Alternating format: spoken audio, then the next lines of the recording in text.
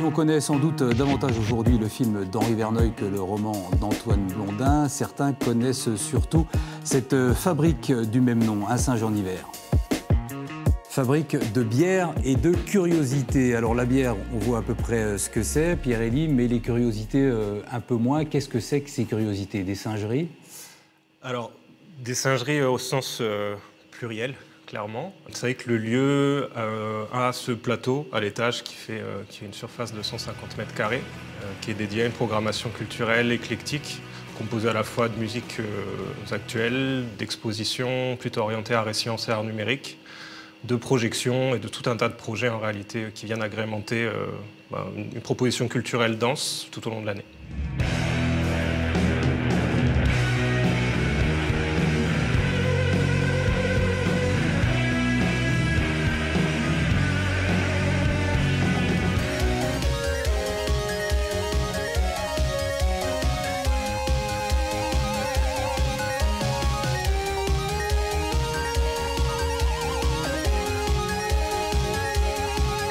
Le projet initial impliquait uniquement cette brasserie artisanale associée à une salle de bar. Il se trouve qu'on a la chance d'avoir cet étage en plus et que les deux activités, de toute façon, s'alimentent plutôt bien l'une l'autre. Donc on a eu cette opportunité-là grâce au lieu avant tout. Donc à l'origine, une brasserie, et la brasserie, ça, Quentin, c'est son rayon.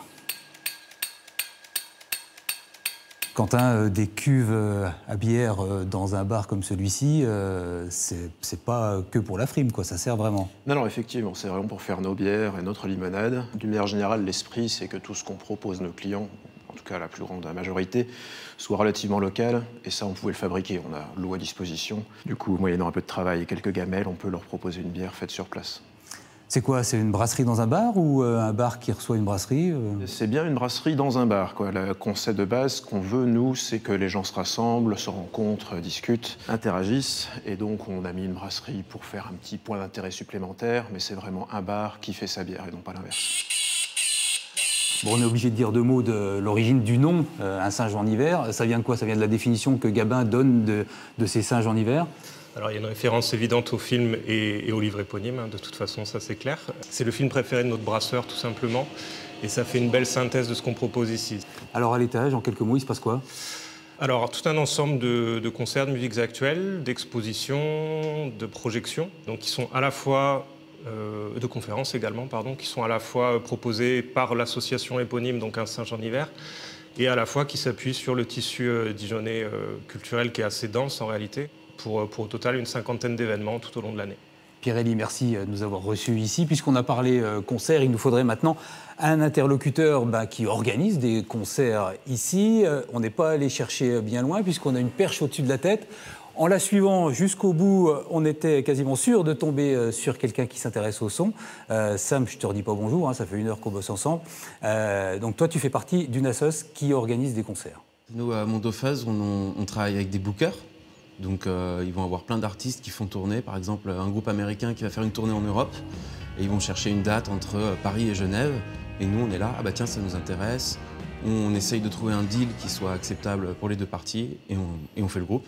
Alors des assos comme celle-là, il y en a plusieurs sur la place dijonnaise, comment ça se passe entre vous? Vous tirez pas trop la bourre, vous cohabitez bien? Ça cohabite super bien, en fait on est tous potes, donc souvent ça permet d'avoir du public aussi à nos concerts, puisqu'on va voir les concerts des autres assos, etc. Et on a un calendrier tous ensemble, on essaye de pas faire les dates en même temps.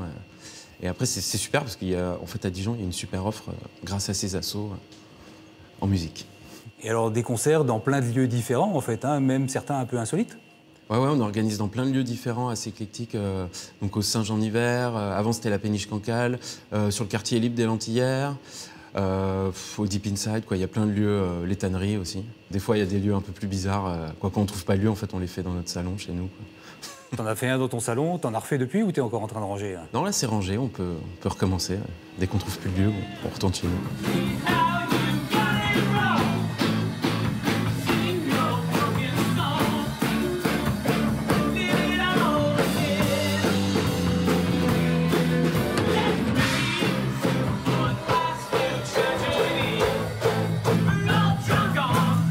Sam, merci de ta collaboration. Tu as forcément déjà travaillé sur un enregistrement de Studio 3. Je ne sais pas si tu étais sur celui qu'on va voir maintenant.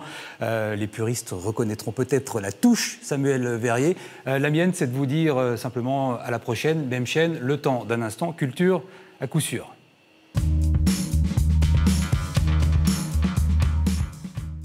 Salut, c'est Tommy de Mamajo. Bienvenue dans notre Studio 3.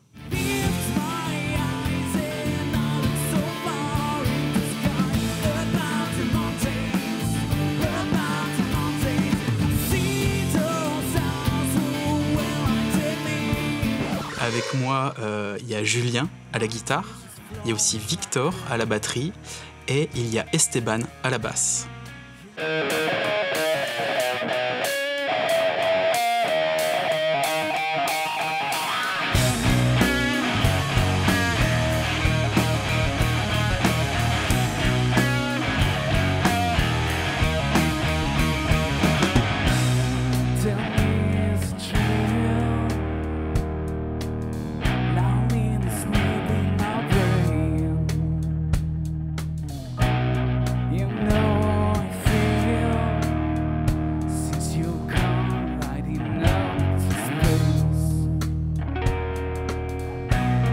Tell me if it's true.